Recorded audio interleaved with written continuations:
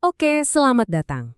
Di pembahasan kita kali ini, kita akan mengupas sesuatu yang kayaknya umum banget terjadi, yaitu gangguan pas lagi ibadah. Gangguan yang mungkin sering Anda rasakan, tapi bisa jadi belum tahu kalau sebenarnya ada nama spesifik untuk itu. Coba kita mulai dari sini ya. Pernah nggak sih Anda lagi sholat, momen yang seharusnya paling khusyuk, tiba-tiba pikiran melayang. Ingat kerjaan, ingat masalah di rumah, atau bahkan hal-hal sepele banget. Tiba-tiba semua fokus itu buyar gitu aja. Nah, pernah kan ngalamin itu? Nah, menurut sumber yang kita bedah kali ini, pengalaman kayak gitu tuh bukan sekedar pikiran acak atau gangguan biasa. Ternyata ada nama spesifik loh yang diberikan untuk sosok pengganggu ini. Yuk kita kenali lebih dalam. Yap, namanya adalah kanzab. Definisinya lugas banget. Pengganggu yang tugasnya memang spesifik, yaitu mengacaukan ibadah seseorang. Jadi ini bukan gangguan umum ya, tapi gangguan yang sengaja menargetkan momen-momen spiritual kita. Dan kutipan ini nih yang penting. Coba deh perhatikan frasa, tugasnya adalah mengganggu. Ini menyiratkan kalau ada niat dan tujuan di baliknya. Bukan sekedar pikiran yang melayang tanpa sebab. Ada sebuah intervensi yang sengaja dilakukan. Oke, jadi gimana cara kerjanya? Nah, menurut sumber kita, metodenya ini sangat khas, yaitu dengan menanamkan dua hal, keraguan dan kegelisahan. Ini kunci buat paham dampaknya ke kita. Senjata utamanya bisa diringkas dalam satu kata ini, yang pasti kita udah sering banget denger, was-was.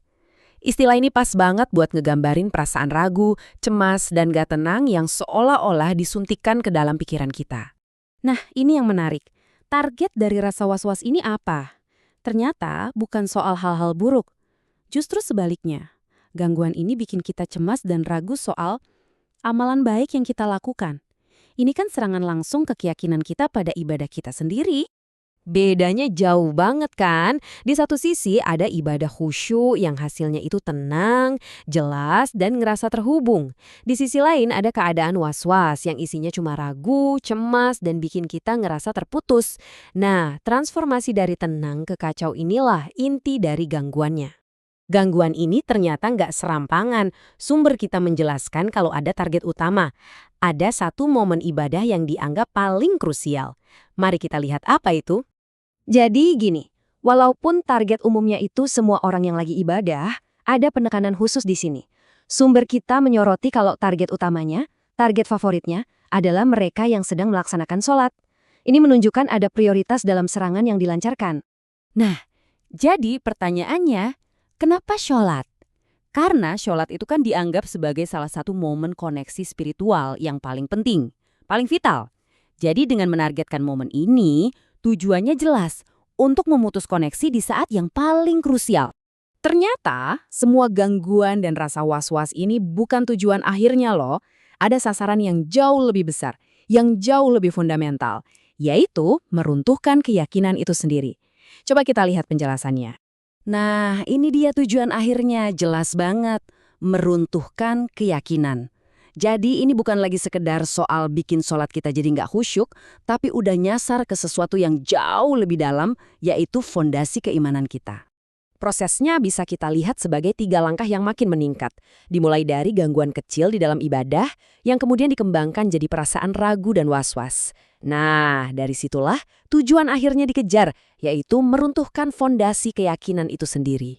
Intinya, kita ngelihat ada sebuah eskalasi di sini. Sesuatu yang mungkin awalnya cuma gangguan kecil, kayak lupa rokaat atau tiba-tiba ingat sesuatu, ternyata dirancang untuk berkembang jadi tantangan yang fundamental terhadap inti keimanan seseorang. Ini mengubah cara kita memandang gangguan-gangguan sepele itu ya. Jadi kita sudah membedah konsep Hanzab ini ya, dari gangguan kecil sampai ke tujuan akhirnya yang sangat besar. Ini semua membawa kita pada sebuah pertanyaan penting. Kalau mengenali adanya gangguan ini adalah langkah pertama, lalu apa dong langkah selanjutnya? Nah, itu adalah pemikiran penutup untuk pembahasan kita kali ini.